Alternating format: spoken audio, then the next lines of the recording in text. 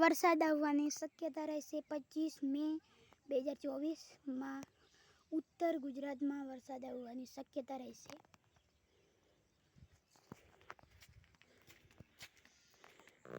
ગુજરાતમાં નક્કી વરસાદ આવવાની શક્યતા રહેશે. 25 મે 25 અને છઠ્ઠો મહિનો અને 2024માં વરસાદ આવવાની શક્યતા રહેશે અને વાવાઝોડું પણ આવવાની શક્યતા રહેશે.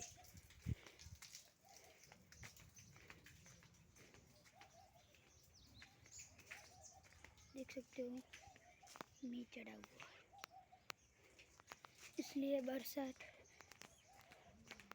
बरस सकता है. 25 મે 2024